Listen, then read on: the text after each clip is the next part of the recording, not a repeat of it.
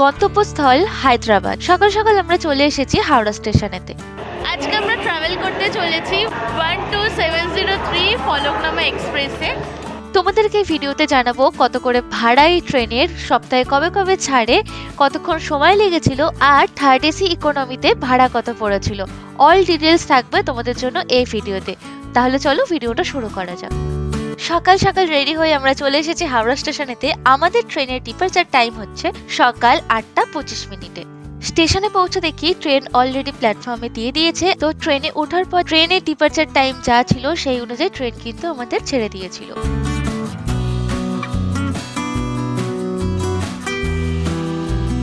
সকালের এই সুন্দর ট্রেন জার্নিটা আমরা স্টার্ট করলাম হাতে 1 কাপ গরম কফি নিয়ে, সাথে রয়েছে বারবান বিস্কিট। এই জার্নিতে আমরা টোটাল ডিস্টেন্স কভার করব 1545 কিলোমিটার।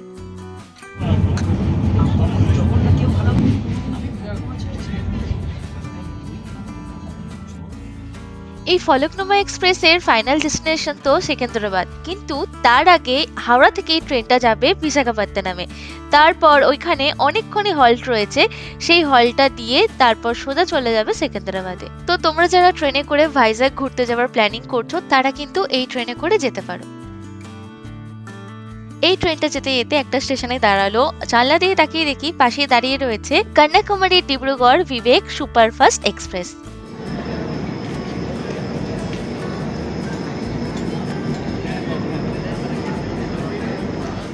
ঘড়ির কাঁটায় বেলা 11:25 আর আমরা এখন চলে এসেছি বালেশ্বর স্টেশনেতে।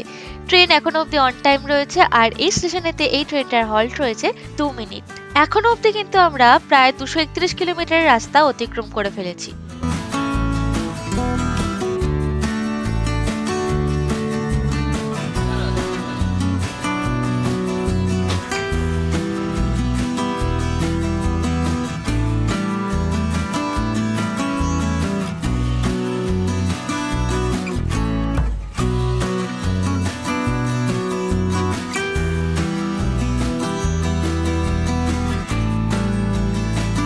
ট্রেন এসে দাঁড়িয়েছে যাজপুর কেওনঝড় রোডেতে। এখানেতে প্রায় 3-4 মিনিটের হল্ট রয়েছে। যদিও এসে ঠিকঠাক কাজ করছিল, তাও ঠান্ডা পানীয় দিয়ে গলা ভেজানোর জন্য আমরা কিনে নিয়েছিলাম এই জিরা সোডাটা। এই ট্রেনটার হাওড়া থেকে সেকেন্দ্রাবাদ পর্যন্ত টোটাল হল্ট হচ্ছে 23টা। টোটাল ডিস্টেন্স কভার করে 1544 কিলোমিটার। আর এই ট্রেনটার অ্যাভারেজ স্পিড হচ্ছে 59 কিলোমিটার পার আওয়ার আর ম্যাক্সিমাম স্পিড হচ্ছে 130 কিলোমিটার পার আওয়ার। টোটাল সময় লাগে প্রায় 26 ঘন্টা 5 মিনিট, মানে টোটাল একদিনের জার্নি।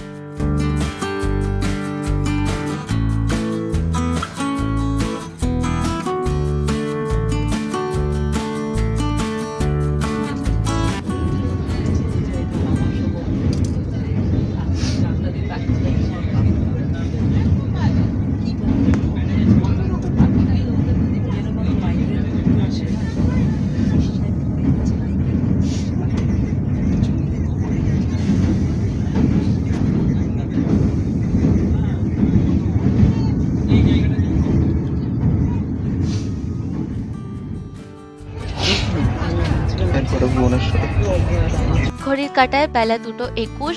ট্রেন অলরেডি কিন্তু লেটে চলছে। আমরা এতক্ষণে কভার করে ফেলেছি 436.9 কিলোমিটার আর আমরা এখন আছি ভুবনেশ্বর স্টেশনেতে, যার স্টেশন কোড হচ্ছে BBS।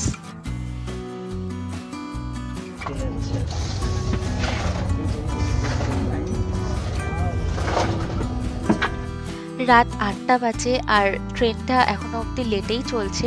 মাঝের স্টেশনগুলো আমরা আর কভার করতে পারিনি, আমরা একটু শুয়ে পড়েছিলাম। যাই হোক, ভাইজ্যাগ ঢোকানোর কথা, মানে বিশাখাপত্তনম ঢোকানোর কথা হচ্ছে রাত 10:10-এতে।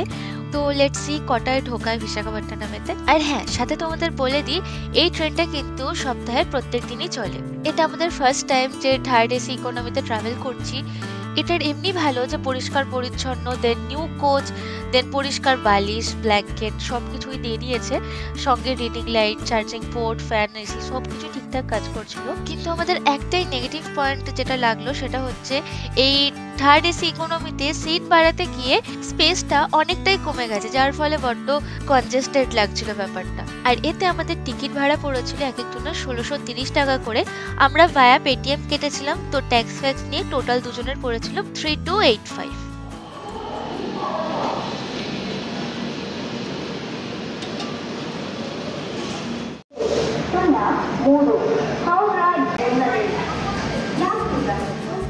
বাড়ি থেকে বানিয়ে এনেছিলাম চিলি চিকেন আর পরোটা, সেসব তো শেষ, তাই বিশাখাপট্টনম থেকে আমরা ইডলি একটু তুলে নিলাম রাতের ডিনারের জন্য। আর স্পেশাল কিছু পাওয়া যাচ্ছিল না স্টেশনেতে, জাস্ট এইগুলো আর বাকি ড্রাই কিছু স্ন্যাক্স পাওয়া যাচ্ছিল। এই ট্রেনটা বিশাখাপট্টনমেতে 10:10 ঢোকার কথা, কিন্তু ঢুকেছে 10:30, মানে 10:30 নাগাদ ঢুকেছে। 3 মিনিটের হল্ট দেওয়ার কথা ছিল, কিন্তু প্রায় 10-15 মিনিটের মতো হল্ট দিল। আর এখন আমাদের ট্রেনটা উল্টো দিকে রওনা দিয়েছে, মানে এখন আমরা সোজা চলে যাচ্ছি হচ্ছে সেকেন্দ্রাবাদেতে।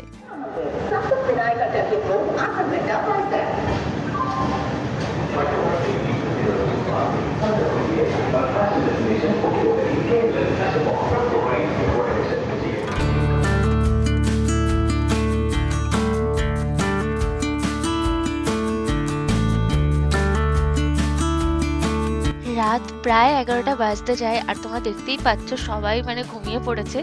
এখন অবধি কিন্তু বাথরুমের অবস্থা ঠিকঠাক রয়েছে, আর ট্রেনের কোচটাও কিন্তু বেশ পরিষ্কার পরিচ্ছন্ন।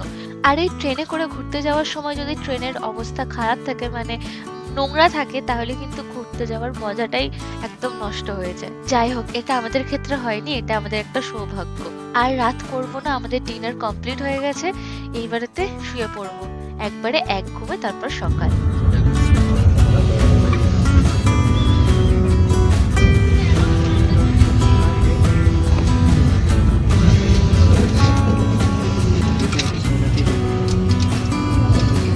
এই ট্রেনটার কোন কোন ক্লাসের কিরকম কি ভাড়া সবটাই আমি লিখে দিলাম, আশা করি তোমাদের এই ভিডিওটাতে হেল্প হবে। আর হ্যাঁ, তোমাদেরকে আরেকটা কথাও জানিয়ে দিই, এই ট্রেনে কিন্তু প্যান্ট্রি কার রয়েছে, তো গরম খাবার তোমরা খুব ইজিলি পেয়ে যাবে। দেখতে দেখতে আমরা পৌঁছে গেছি সেকেন্দ্রাবাদ স্টেশনেতে। আমাদের ট্রেন কিন্তু একদম অন টাইম রয়েছে, একদম ঠিকঠাক টাইমেই আমাদের ট্রেন ঢোকাচ্ছে স্টেশনেতে। আমাদের ওভারঅল এক্সপিরিয়েন্স কিন্তু এই ট্রেনেতে খুবই ভালো। ঘড়িতে প্রায় 10:30 বাজতে যায়, আর এর সঙ্গে আমরা পুরো একটা গোটা দিনের ট্রেন জার্নি কমপ্লিট করলাম। তো হ্যাঁ, ভিডিওটা যদি ভালো লেগে থাকে, যদি ভিডিওটা একটু হেল্পফুল হয়ে থাকে, তাহলে চ্যানেলটাকে অবশ্যই সাবস্ক্রাইব করো, আর ভিডিওটাতে লাইক করতে ভুলো না, আর অবশ্যই ভিডিওটা শেয়ার করে দিও। এরকম অনেক ট্রেন জার্নির ভিডিও তোমরা আমাদের চ্যানেলে পেয়ে যাবে, চ্যানেলে ভিজিট করো আর তোমাদের পছন্দ মতো ভিডিও দেখে নাও। ট্রেন জার্নির প্লেলিস্ট কিন্তু অলরেডি বানানো রয়েছে। আজ থেকে শুরু হচ্ছে আরেকটা নতুন ট্রাভেল সিরিজ, সেটা হচ্ছে হায়দ্রাবাদের। তো তোমরা প্লিজ সাবস্ক্রাইব করো চ্যানেলটাকে, পাশে থেকো। দেখা হচ্ছে পরের ভিডিওতে। Till then, by.